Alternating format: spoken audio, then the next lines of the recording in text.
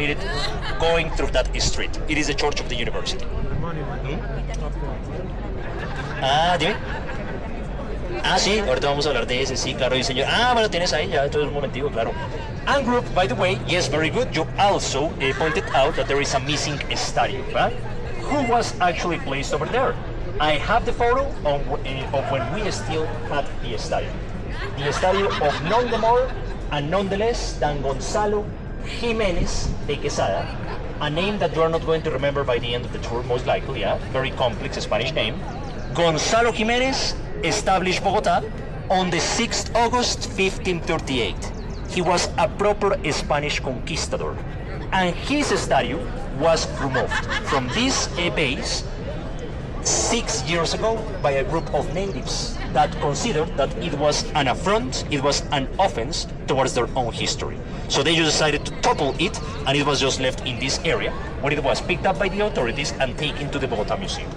Are we ever going to have a statue of this conquistador in here ever again? Not likely, because it's going to be too controversial. Actually, now the base, the plinth, is being used for different artistic exhibitions. The last time that it was occupied, it was actually sporting a dinosaur, because there was a paleontological exhibition in the university. So it was very unique. It lasted for about 1 year more or less, so you missed it. It would have been nice to have it permanently over there. Why not? Right? Questions, my friends? Very good. Another very important thing, now to move on to the next spot, is that in the Rosario Square, we have one of the emerald markets of Bogota. And actually, our lady over there, you see that she has some white envelopes in her hands. She's holding emeralds inside. Look at this. And the emeralds, you can come in here. Yeah, you can approach. And look at this. She carries the emeralds in these white envelopes, and they are marketed right here in this open spot. These are very tiny emeralds, still good color. Estas las vendes por el quilate, me imagino. Okay. These are sold per carat, by the way, or per unit. Per unit, since they are so tiny. These are only sold at 20,000 pesos. How much is that? About some $6. $6, €5 for only one genuine emerald. Look at that. If you check, emeralds are going to have different imperfections on the inside. The color is about 60% what you are looking for, 60-70%. They are not extremely shiny, still they have some brightness to them, so they can be sold at those low prices, but still genuine, if anyone is interested. And yes, she's precisely a representative of the guild of emerald traders that do the transactions in this open space. And you get a certification as well. They are not going to give it to you directly, but you go to the labs in the building that I showed you before, and that's where you get your document that certifies that this is real.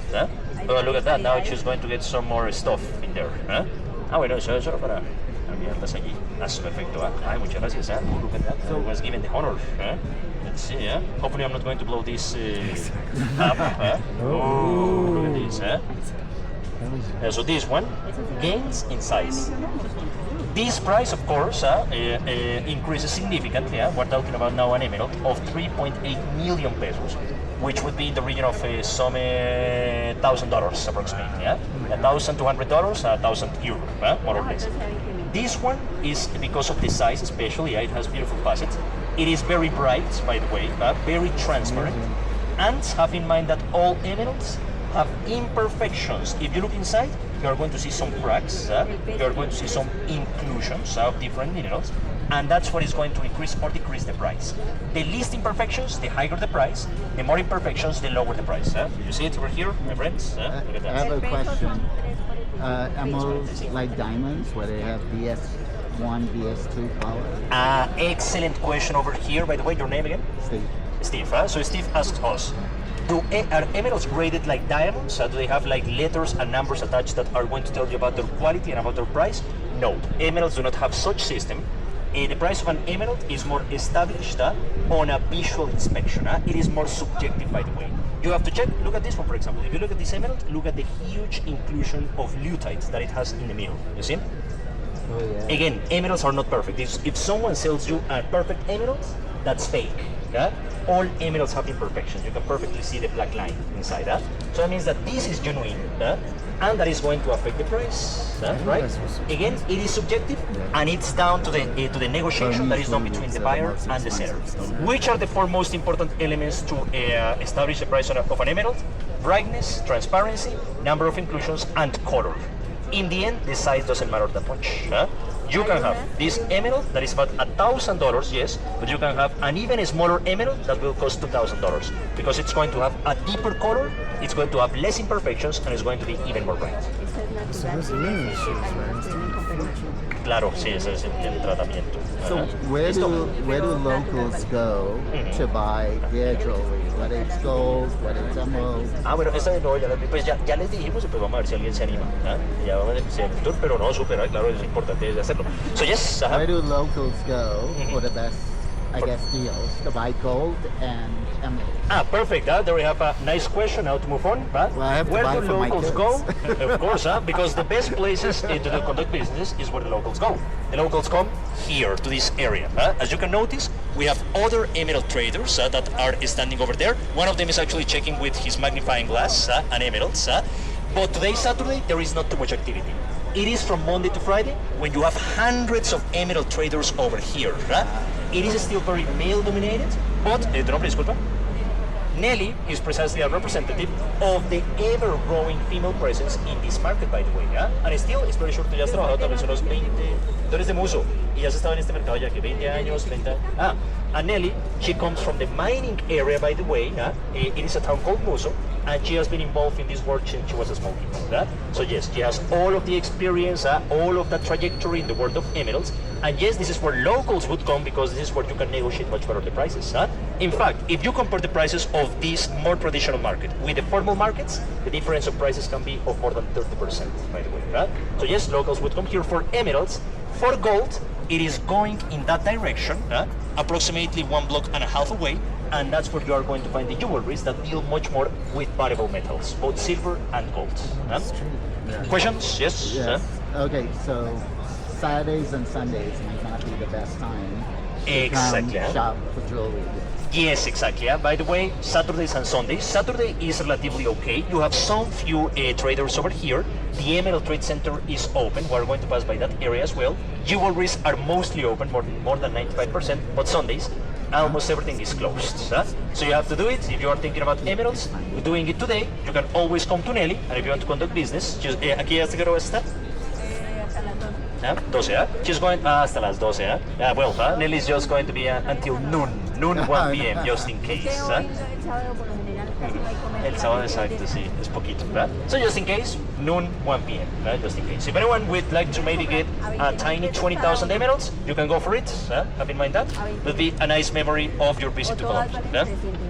And all of the lot, 300,000 pesos, about $80 more or less, 70 euros. So. All good? Perfect, so let's go for it. Listo, Nelly, muchas gracias. No, pero no, nadie por ahora se anima, pero pues de pronto viene más tardecito. Vamos a ver. Listo, vale, muchas gracias. Perfect. So here.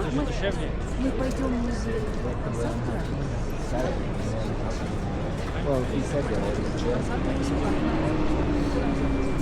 I guess for $100 you can take a chance. Jest on odkryty. Right. So it's hard. I mean, for those that like I would buy that.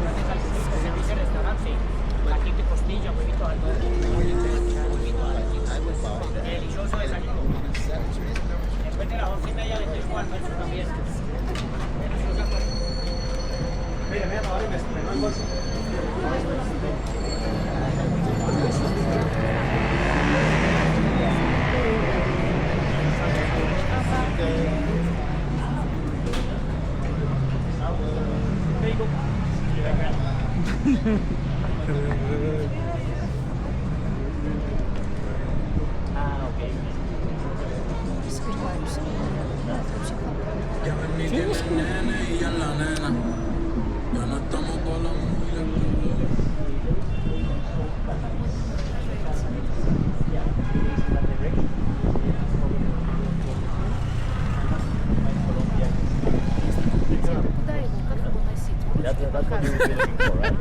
Нет, его надо это, как его, отдавать кому-то сделать. The cigarettes that come here to Colombia are made with imported tobacco. Yeah? So you have to go to the source of the cigars, which are still made with Colombian tobacco, because tobacco production now in Colombia is very small and tiny.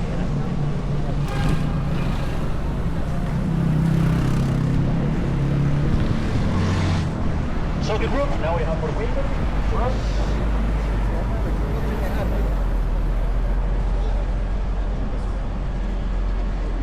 And just in case, my friends, this is precisely the Emerald Trade Center, which is the centerpiece of the formal trading of emeralds.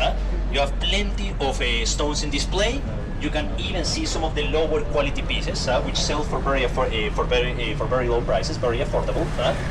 There are going to be emeralds with a low quality of color, not very well formed. The crystals are not as neat, as lucid as the ones that we have seen. So there is everything for everyone. There are different budgets that can be taken care of in here. Remember, you can still negotiate. That's the good news. In both markets, the traditional and the formal, you can negotiate the prices, but don't expect the discounts to be as big in the Emerald Trade Center.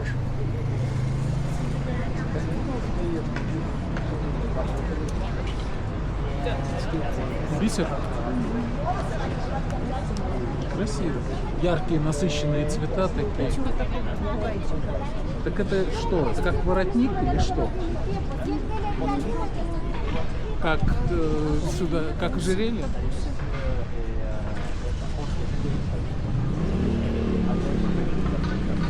Девочка на себе такой. So, good group, if you would like, we can sit down over here for a while, for the ones that would like to sit for a moment, on the side of the St. Francis River, by the way. You can give a rest to your knees, to your back a little bit. And let's go for it. Just going to be standing here, hopefully not going for a swim. So, yeah, perfect. You can just line up in here.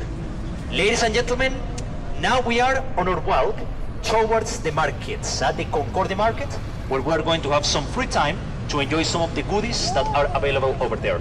I can see that some of our participants are already enjoying some real nice fresh fruits. There are some sugar mangoes. I can see also a piece of pastry over there. You got some rambutan as well, I think.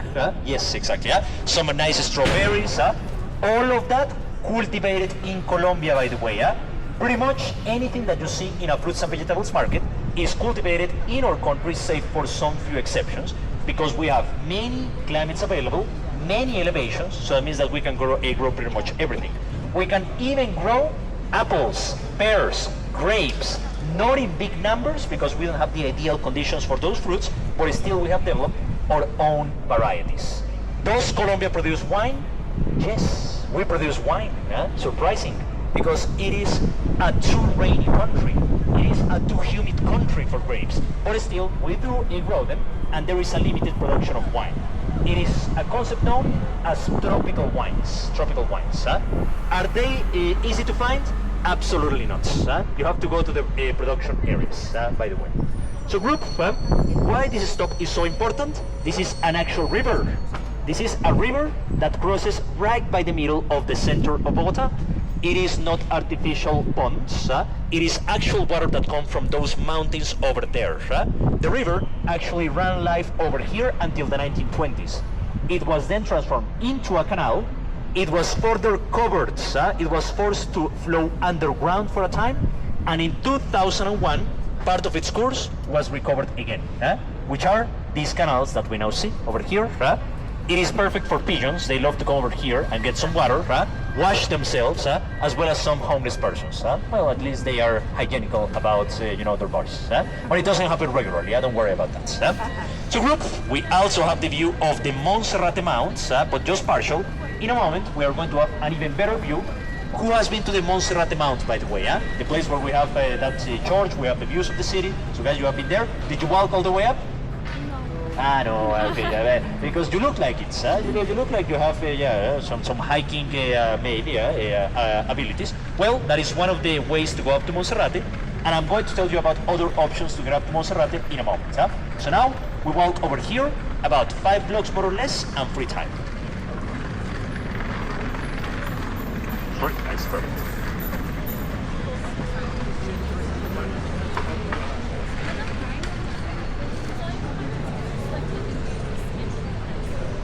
Знаете, я хочу сказать, что я немножко придышался к этому. Да? Тебе легче стало? Да, я как-то лучше себя... Да. Молодость.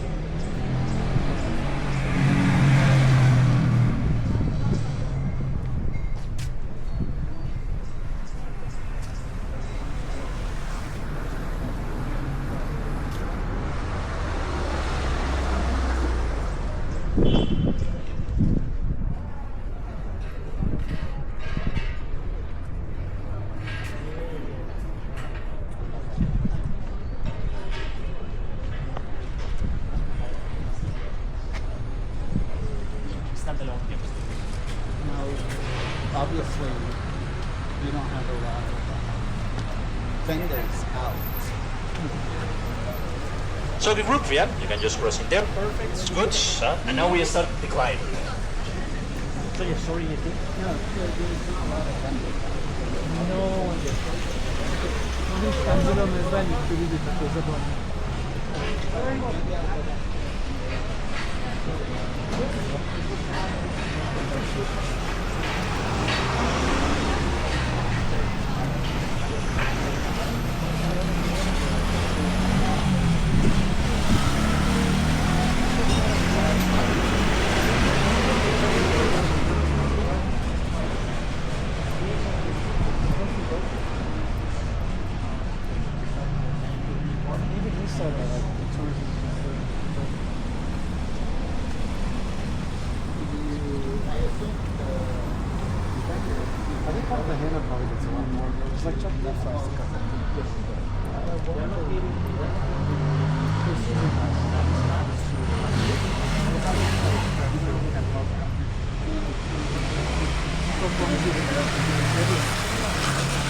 Как вам вообще?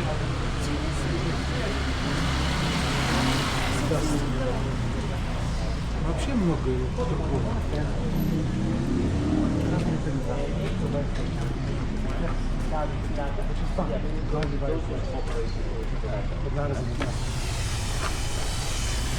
So okay, group, this is where we might feel the brunt of the elevation, by the way, so we're going to pace ourselves, do it nice and easy.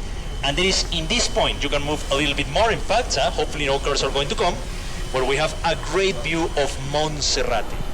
Another icon of Bogota. It is our biggest symbol, I would dare to say, and it provides wonderful views over Bogota. It is characterized by the basilica that was built on top, and if Bogota is over 2,600 meters above sea level, Monserrate is 3,200 meters. That's about 10,000 feet above sea level. How can you access the place?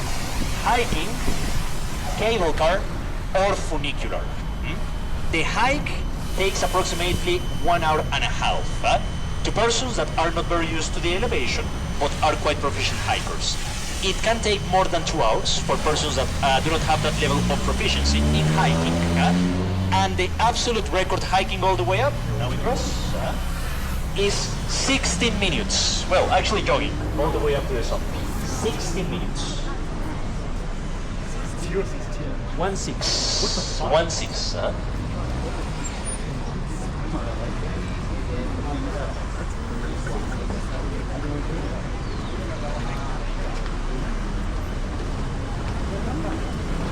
So the group, we're going to cross a couple of streets over here. We're going to do it in the safest manner possible. So after this Nissan, we're going to go on the next side, and we're going to stay always on the sidewalk, please.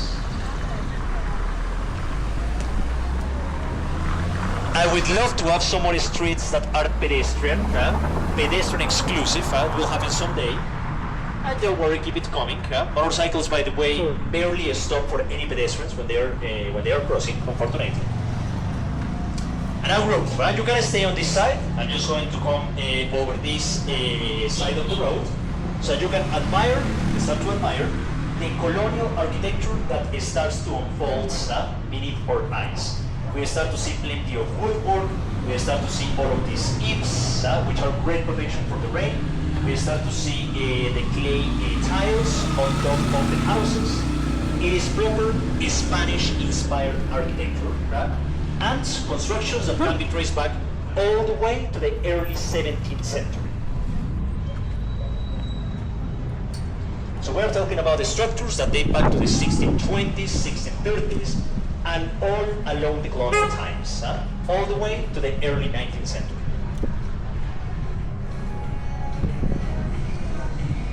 And by the way, over here in La Candelaria, we are going to see other structures that have more of an Italian Mediterranean inspiration, French Mediterranean as well. And if you would like to try some great French-inspired pastry combined with the best of Colombian coffee, you are always invited to visit Mi Rincón Francés, my French corner. Delicious goodies over there, different kinds of cakes, of pastry, sweet stuff, the real good stuff. And on the side, also a French connection, what used to be the houses of the members of the French diplomatic mission. Looks as a street that was basically moved all the way from southern France, maybe any location in southern France, or maybe even northern France, all the way here to Bogota. So this is